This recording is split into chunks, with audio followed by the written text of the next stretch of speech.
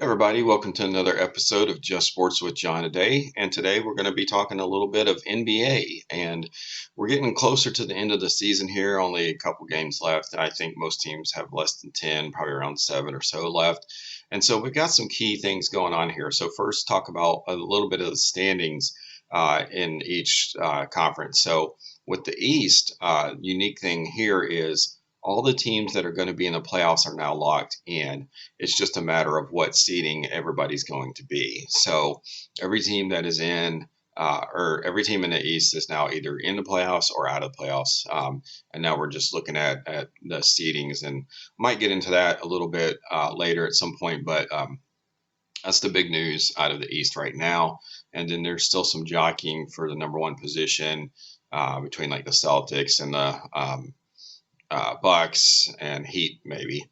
But going to the West is where a lot of things are happening. So in the West, you have the Suns who have clinched the league's best record, and so they'll have home advantage throughout as long as they keep winning. And then Memphis, they've clinched a spot, and the Dallas Mavericks have actually clinched a spot as well. The other unique thing in the West is that the Clippers have clinched a play-in berth, so they will be in the play-in no matter what at this point. And we won't get into all of that. You can go on any of the major networks and see how that all works out. But two other things I want to talk about are, so there's a huge amount of games today in the NBA, and we have the Lakers and Pelicans. And the Pelicans have, I believe, beaten the Lakers twice, I think, already. And so if they can get this one, they're already 2 games up on them. But if they get this one, they might have a whole nother game separation or whatnot. So this is a big one for the Pelicans, just to completely separate themselves and probably pretty much get stuck in that 9th position for the play-in, which would be great for the Pelicans considering where they were at one point, not even having Zion really playing for them either. So kudos to Pelicans there, especially if they pull this off tonight. And then the other one is Spurs versus Trailblazers, which is key. Trailblazers have been sliding down. They've been pretty much tanking.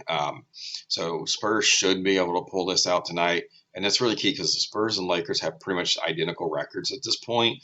I believe the Spurs are leading the series by 1 game versus the Lakers. So, again, Spurs, just like Pelicans, except Spurs really need this game tonight to make sure they separate and stay in that 10th position for the play-in game.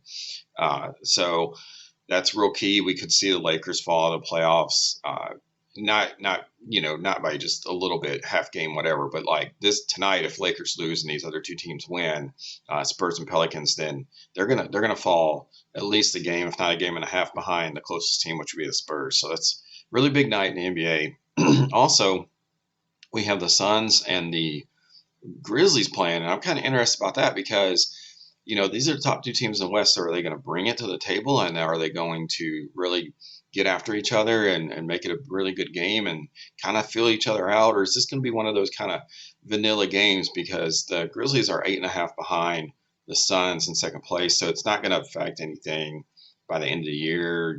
Grizzlies won't be able to catch up to them, take over first or anything, but from a Grizzlies perspective, you might want to have all your starters going and see how you do against this team. But then again, the Suns may look at it like we don't want to reveal everything. So I'm kind of curious to see how that game will play out tonight. And then the other one of note is the Nuggets and Timberwolves are playing, and that's key because I believe the Nuggets are in that 6th place, which is that last guaranteed spot, and the Wolves are in that 7th place. And I think the Wolves are 3-4 games behind. So winning this game tonight would put them in a chance to maybe get the 6th spot, depending on what Denver does the rest of the year. So big game for the Timberwolves tonight. If they don't win this, they still have a shot to get that 6th spot, but it's going to be extremely hard not winning this game. So that would be kind of a game to watch tonight as well too. Let me know what you guys think. Any NBA stuff.